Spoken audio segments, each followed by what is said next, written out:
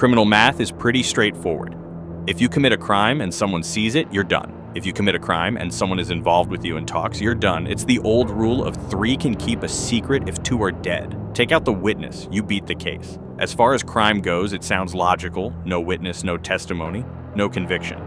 But in Baltimore, Maryland, a series of witness murders between 2015 and 2016 proved just how catastrophically wrong that math can be. What started as healthcare fraud and drug dealing spiraled into multiple murders, each attempt to silence a witness only adding decades or life sentences to the petty cases criminals were facing. This is the story of how killing witnesses turned manageable sentences into mandatory life without parole.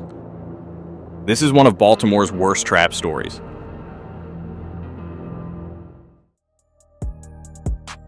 In June 2015, Matthew Hightower was living large in Baltimore. He ran a healthcare fraud scheme, billing Medicare and Medicaid for services never rendered, pocketing hundreds of thousands of dollars. It was a white-collar crime that typically carried maybe 5 to 10 years if he got caught, but Hightower had a darker secret. On an unknown date prior to 2015, Hightower and an associate named Harry Crawford had murdered a man named David Wuto. Wuto was taken out for owing a sizable debt to Hightower and Crawford, but what mattered was that Wuto was dead and Hightower thought he'd gotten away with it. Then came the whistleblower. Someone inside Hightower's healthcare fraud operation went to federal authorities. They provided detailed information about the billing scheme, but the witness knew more than just about fraudulent Medicare claims. They also had information about David Wuto's murder. When federal agents arrested Hightower in June 2015 on healthcare fraud charges, a judge released him on bond while he awaited trial. This was standard procedure for a non-violent white-collar crime. Hightower walked out of the courthouse, went home, and immediately started plotting. By July or August 2015, Hightower learned the identity of the witness. He knew this person could bury him, not just on fraud charges, but on murder. And unlike fraud, murder meant life in prison. So Hightower started making calls. His best friends were 2 men named Davon Carter and Clifton Mosley. Both were career criminals with extensive records. Carter ran a marijuana distribution business. Mosley dealt drugs as well, and both men worked alongside Hightower. Their buddy had a problem. He was out on bond with strict release conditions. He wasn't supposed to be contacting any witnesses. If the judge found out he was tampering with witnesses, he'd be thrown back in jail immediately. So he enlisted Carter and Mosley to do his dirty work. The plan was simple: find the witness and kill them. On the streets, taking a life means rising up fast, so of course they agreed. But federal investigators were watching. They saw Hightower violating his release conditions by contacting grand jury witnesses. The grand jury was already investigating crimes of violence Hightower was implicated in, including David Wuto's murder. On April 19, 2016, the grand jury returned a sealed superseding indictment. They charged Hightower and Harry Crawford with extortion and using interstate facilities for extortion resulting in death, which is the federal charge for murder. Specifically, David Wuto's murder. But Carter and Mosley were still out on the streets, and they still had their orders: kill the witness. The witness lived in Baltimore's Silburn neighborhood, in the 2900 block of Rosalind Avenue. It was a quiet residential area where people knew their neighbors. The witness lived in a house next door to a woman named Latrina Ashburn. Latrina, 41 years old, lived with her mother, and every morning she walked out of her house, got into her car, and drove to work. She had absolutely nothing to do with Matthew Hightower, healthcare fraud, or David Wuto's murder.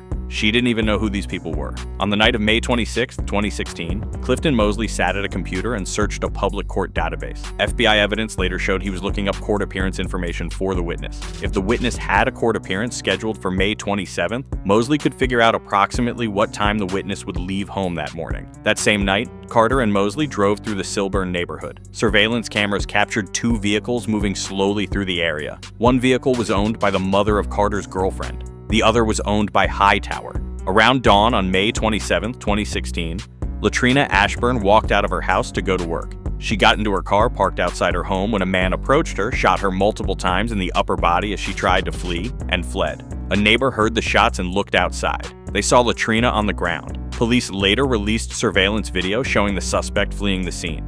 Latrina Ashburn died that morning. She was not robbed, nothing was taken. This was a plain and simple execution, but it was the wrong execution. The witness, the person Carter and Mosley were trying to kill, lived next door. She contacted law enforcement immediately after the murder to report what happened. She also told them she believed she was the intended target, and she was right. Latrina Ashburn left her home at approximately the same time the witness would have left for her court appearance. The killers were watching the wrong house, or they couldn't tell which house was which. Either way, they murdered an innocent woman who had nothing to do with anything. Carter and Mosley didn't just fail to kill the right person. They'd now murdered a completely innocent bystander, and they'd done it while trying to obstruct a federal investigation. While Hightower sat in jail, his case moved forward. On September 22, 2016, after a 7-day trial, a federal jury convicted Matthew Hightower of extortion, resulting in David Wuto's murder. The judge sentenced him to 380 months in federal prison. That's 31 years and 8 months. That was just for the original murder. Hightower would eventually face additional charges related to witness tampering once prosecutors built their case against Carter and Mosley. With Hightower locked up, Davin Carter took over his marijuana distribution business. Carter started communicating directly with Hightower's source of supply. He collected money and ran errands for Hightower. Business continued, but FBI agents were building their case. They had the surveillance video. They had cell phone records placing Mosley's phone in the area at the time of the murder and in contact with Carter's phone. They had the vehicles on camera. They had Mosley's search of the court database. They had witness testimony from the neighbor who saw the shooter run away.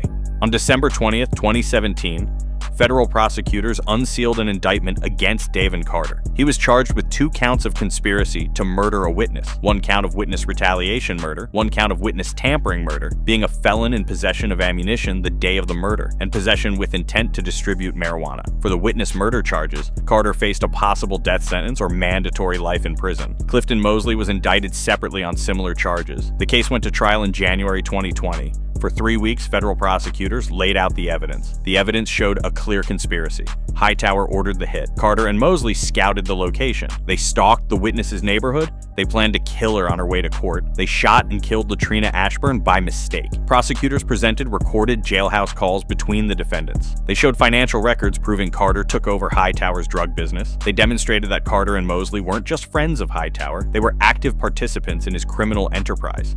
The trial lasted 3 weeks. On January 29, 2020, the jury reached its verdict: guilty on all counts. Davin Carter, at the age of just 39, was guilty of 2 counts of conspiracy to murder a witness, guilty of witness retaliation murder, guilty of witness tampering murder, and many other drug-related offenses. Same with Clifton Mosley. Both men faced mandatory life sentences on multiple counts. On May 20th, 2021, U.S. District Judge George J. Hazel sentenced Davin Carter to 4 consecutive life sentences, 1 for each of the 2 conspiracy counts, 1 for the witness retaliation murder, and 1 for the witness tampering murder, plus additional years for the drug charges. Carter will never walk free. He will die in federal prison. On a separate date, Judge Hazel sentenced Clifton Mosley to 4 consecutive life sentences as well. Same charges, same mandatory sentences. Mosley will also die in federal prison. So now let's do the math on what these crimes actually cost them. Matthew Hightower's original healthcare fraud charge was probably like 5 to 10 years in federal prison. He could have served his time and been out by his 50s, maybe earlier with good behavior. Instead, he got involved in David Wuto's murder. That got him 31 years and 8 months, plus additional time for Latrina Ashburn's murder. Davin Carter and Clifton Mosley were running marijuana distribution operations. Federal marijuana charges in 2016 typically meant 5 to 10 years, maybe 15 for a big operation. Instead, they agreed to kill a witness for their friend. They murdered the wrong woman. Now they each have 4 consecutive life sentences. And the witness they were trying to kill is still alive. She testified and the case proceeded anyway. Hightower got convicted, Carter and Mosley got convicted. The original healthcare fraud case and murder case both ended in convictions despite their attempts to interfere. The Baltimore case proves a simple truth. Witness murder doesn't make your case go away. It creates new cases, much worse cases, cases with mandatory life sentences. And Latrina Ashburn, who had nothing to do with any of this, lost her life because 3 criminals thought killing a witness would solve their problems.